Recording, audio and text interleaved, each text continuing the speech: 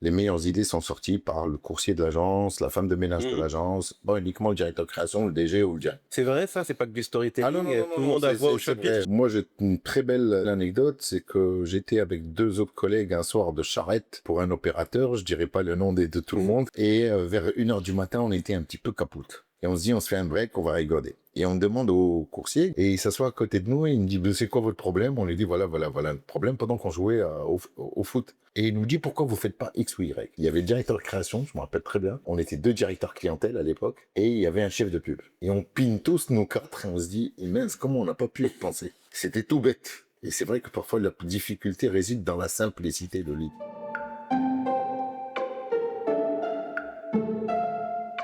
Bonjour Otman Benayad, bienvenue à Comsup. Bonjour. Bienvenue chez toi. Première promo, 95. Absolument. Aujourd'hui, tu es directeur général de Publicis Maroc. Donc, Exact. premier groupe au monde, je pense. Absolument. Tout à fait. 100 000 collaborateurs, c'est énorme. Un peu plus, ouais. Au Maroc, c'est un petit peu plus petit. On est sur un marché qui se développe très vite. Quels sont les enjeux aujourd'hui du marché de la com au Maroc? Ouais, c'est vrai qu'au Maroc, on est un peu plus petit. On est une soixantaine de personnes. Mhm. Les enjeux aujourd'hui de la com au Maroc. Bah, écoutez, tout simplement, c'est les enjeux économiques d'aujourd'hui, c'est-à-dire avec l'évolution du temps. Elle se fait, il y a plusieurs facteurs qui sont là, c'est-à-dire des évolutions comme l'IA et autres. Mais les enjeux, c'est d'être toujours à la performance et toujours à la recherche de bonnes idées pour pouvoir mieux communiquer un produit ou un autre. C'est un petit peu notre aura et c'est un petit peu notre, comme on dit, bâton de pèlerin. Mais c'est surtout aussi de comment détecter de bons talents pour avoir de bons créatifs, de manière à pouvoir avoir de bonnes idées pour pouvoir promouvoir de bons annonceurs et de bons clients. Alors, si je comprends bien, aujourd'hui, les profils dont on a besoin, c'est toujours plus d'expertise, mais également une certaine polyvalence, c'est-à-dire d'être capable de gérer plusieurs aspects dans une campagne, dans l'accompagnement d'un client. Oui, c'est assez schizophrène. Hein, donc comme réflexion, aujourd'hui dans une agence, tout le monde doit être capable de faire ce que fait. C'est-à-dire, au fin de compte, on a un but commun, c'est de trouver la bonne idée. Moi, j'ai une grande devise qu'on a. La personne est à l'abri d'avoir une bonne idée. Il m'est arrivé d'avoir d'abord à un moment dans l'agence, les meilleures idées sont sorties par le coursier de l'agence, la femme de ménage de Mhm. l'agence, pas uniquement le directeur de création, le DG ou le direct. C'est vrai, ça, c'est pas que du Ah non, non, storytelling, non, non, tout le non, monde a voix au c'est chapitre vrai. chez Moi, Publicis. pas que chez Publicis, hein, même dans mes expériences. Hein? Moi, j'ai une très belle anecdote, c'est que j'étais avec deux autres collègues un soir de charrette pour un opérateur, je dirais pas le nom de tout le Mhm. monde, comme ça on était cru. Et vers 1 heure du matin, on était un petit peu capoute. Et on était limite. Je me rappelle, on avait une PlayStation. Maintenant, ils vont se reconnaître, ceux qui vont l'écouter, dans mon bureau. Et on se dit, on se fait un break, on va rigoler. Et on demande au coursier, gardien de l'agence, on lui dit, il va nous ramener des biscuits, des trucs, des chocolats, et bien. Et il vient, il était assez sympathique, Allah yarhamou, il est décédé. Et il s'assoit à côté de nous et il me dit, ben, c'est quoi votre problème? On lui dit, voilà le problème pendant qu'on jouait au foot. Et il nous dit, pourquoi vous faites pas X ou Y? Et du coup, on ping tous. Il y avait le directeur de création, je me rappelle très bien. On était deux directeurs clientèle à l'époque. Et il y avait un chef de pub. Et on ping tous nos quatre et on se dit, mince, comment on n'a pas pu y penser? C'était tout bête. Et c'est vrai que parfois la difficulté réside dans la simplicité de l'idée. Sortir un petit peu la tête, on a besoin aussi de fraîcheur dans une Oui. agence. C'est pour ça qu'on est tout le temps dans les réflexions, on dit outside the box, Mhm. il faut sortir. Nous, les créatifs aiment bien venir là où j'habite. Il y a une belle forêt et un bon truc, donc ils viennent sympathiques, ils aiment bien. Mais parce que c'est toujours les mêmes murs, les mêmes trucs, c'est vrai que on est dans un métier où on doit être un petit peu. Moi, je dis notre métier, c'est comme si vous mettez une bouteille d'eau de messe dans une cocotte minute et vous fermez le tout. Le tout est en ébullition et ça arrête ça. Et ça doit sortir à un moment. Alors, aujourd'hui, il y a l'IA qui change un peu la donne quand on veut générer des idées, quand on veut se challenger. Quel rôle elle joue aujourd'hui en agence? On sait hein, elle est déjà dans la créa, on sait qu'elle a révolutionné bien des métiers, mais au niveau de l'idée, Elle au est niveau de partout. la réflexion, comment elle est intégrée déjà? Bah, écoutez, moi, je vais vous dire une chose. Je crois pas il y a des métiers qui vont mourir avec l'IA. Ça, moi, j'appelle ça des métiers basiques. Mhm. Mais les vrais métiers de communicant, parce que l'IA, c'est bien, mais il faut savoir la faire marcher aussi. Et écrire un bon prompt, il faut savoir le faire. C'est une vraie qualification, Mhm. une vraie. C'est un bel outil qui facilitera beaucoup de choses, Mhm. surtout dans les métiers d'exécution longue. Il accélérera les choses, mais ne se substituera jamais à une vraie réflexion humaine, une bonne idée. Il va exécuter une bonne idée. Il va mieux la faire que peut-être un humain. Mais il va falloir, pour la concevoir, de partir à zéro, non, il a besoin d'un prompt pour pouvoir le faire. Puis c'est un humain.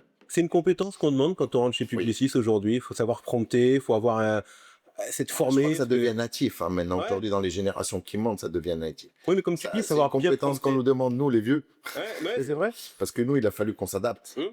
Nous, on a démarré avec le Walkman et la cassette et le crayon. Donc, un petit peu, ça a été dur. Aujourd'hui, parfois, il m'arrive, ma jeune fille de 17 ans me montre comment une fonction sur mon iPhone, quoi. Donc, eux, c'est des choses natives. Mais est-ce que c'est un piège? Est-ce qu'ils ont l'impression déjà que c'est acquis, alors qu'on se rend compte que on voit, piège- hein, Le pas piège, évident. c'est que les générations se reposent énormément Hum. sur ça. Et donc, il n'y a plus cette culture personnelle, cet effort personnel et cette recherche personnelle, et ni cette culture personnelle. Ça contredit un petit peu ce que tu disais tout à l'heure, où quelque part on cherche des profils avec une vraie culture générale, une culture com, des gens qui sont Mhm. capables d'avoir Ça contredit, oui, une bonne connaissance. parce que il va savoir, c'est quelqu'un qui va savoir faire marcher l'IA pour un but bien déterminé, Ouais, mais il ne saura pas faire autre chose avec. c'est ça. Il ne saura pas faire autre chose avec. Et il saura monter une image, je dis n'importe quoi aujourd'hui. Aujourd'hui, on se retrouve en plus maintenant dans plein de contraintes. Aujourd'hui, on a des clients, pas plus à nous, qui nous interdisent d'utiliser l'IA. C'est vrai, c'est dans le contrat, c'est-à-dire qu'ils veulent pas d'images générées, de Alors, vidéos il y a générées. d'images humaines régénérées par l'IA, on veut pas de trucs, c'est obligatoire. C'est quoi qu'il y a derrière? Ils estiment que c'est manquer de respect à leur public que de leur balancer de l'IA qui, par définition, est plus simple, plus rapide, qui demande moins d'efforts. Je sais pas si c'est ça, mais je pense que pour eux, c'est une forme de non-respect. De quoi, du comment qu'ils demandent de la chose, on le définit pas encore, mais je pense que c'est pris comme ça.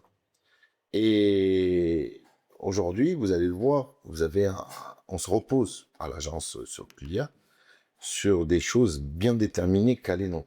Mais une présentation d'agence est toujours faite par le directeur de création, par le directeur général, par le directeur planeur stratégique. Elle n'est pas faite par un avatar, hein. Donc on est bien d'accord, hein. Dans l'agence de demain, ça sera encore comme ça. Écoutez, l'agence de demain, ça dépend de ce que sera l'agence de demain. Parce qu'il y en a qui pensent que l'agence de demain, ce sera des robots, c'est des algorithmes qui vont tourner quelque part et vous faites un brief et c'est eux qui vont le trouver. J'y crois pas. Il y en a qui pensent que l'agence de demain, ça va être des gens complètement abandonnés chez eux, qui vont travailler chacun dans son coin et qui se retrouvent derrière un écran. Je ne sais pas. Mais je pense que l'agence de demain sera aussi quand même des gens qui travaillent dans le même lieu et qui serviront toujours la même cause qui est de faire valoir les marques, mais par quels moyens qui vont changer, qui sont l'IA ou autres, les moyens. Aujourd'hui, on fait des réunions sur Teams ou Meet ou autres. On utilise Gemini pour les résumés, les comptes rendus. Mais je crois pas. L'agence de demain restera peut-être un peu moins d'humain dedans, mais restera quand même basé demain. Mais ça sera de plus en plus des profils plus pointus dans leur recherche. Merci Othman. Pour terminer, on sort de la CAN, il y a la Coupe du Monde qui arrive, l'événementiel prend beaucoup d'ampleur au Maroc, on voit beaucoup les festivals qui se multiplient, les compétitions sportives évidemment, on voit que l'événementiel prend de l'ampleur. Il est révolutionné aussi par des nouvelles pratiques, par l'IA. Qu'est-ce qu'on attend aujourd'hui de l'événementiel au Maroc? Alors, l'IA intervient dans l'événementiel. L'événementiel, d'abord, c'est une affaire humaine. On soit très d'accord. C'est des gens qui organisent des choses, qui montent des choses. Une scène restera montée toujours par des menuisiers et des ferronniers pour monter une scène. C'est vrai que derrière, il y aura un bel écran qui va montrer des images, peut être généré par l'IA, peut être montré par gérer une sono, par de l'IA et autres, mais elle restera d'abord une histoire. Sauf que ces humains deviendront de plus en plus créatifs. On leur demandera plus d'exigences créatives parce qu'on voit aujourd'hui les Casablanca, les Coupes d'Afrique, sont montés dans un level de show, on va dire. C'est dur et on regarde plus facilement ce qui se passe à l'extérieur. Aujourd'hui, vous avez des événements qui valent des millions et des millions de dollars et qui durent que 15 minutes. On prend le Super Bowl. Ah oui. Le Super Bowl, je pense que c'est devenu comme une affaire d'État. C'est-à-dire qu'il y a que l'équipe qui travaille sur le Super Bowl qui sait ce qu'il y a dans le Super Bowl pendant les 15 minutes avant le truc. Ça dure 15 minutes et ça vaut. Et je pense que c'est l'événement qui coûte le plus cher. Il y a des événements un peu plus, on va dire, un peu plus carrés. Je dis, il faut les gérer aussi. Je dis la nomination du pape, je dis n'importe quoi. Il y a un gros event qui est le pèlerinage chez nous, tu vois. Mhm. On va dire que c'est un moment qu'il faut gérer, mais c'est des humains qui toujours. On mettra l'IA au service de l'humain. L'événementiel prendra plus d'ampleur au Maroc, oui. Deviendra cheval de bataille, de guerre communicationnelle, oui. Vu ce qui se passe, ce qui se prolonge, ce qui se projette à l'avenir. Mais l'IA restera juste sujet On voit qu'on est dans des métiers qui sont très prenants, on est tout le temps dedans. À quelle heure on joue au golf pour se changer les idées et se rafraîchir un petit peu? On joue au golf au moment où on en a un peu marre et on a envie de se ressourcer les idées, et surtout le samedi dimanche quand on travaille pas. Parce qu'il nous arrive de travailler très souvent le samedi dimanche. Merci Othman pour cette perspective, cette mise en perspective Avec plaisir. des métiers de la com au Maroc, et à très bientôt. À très vite.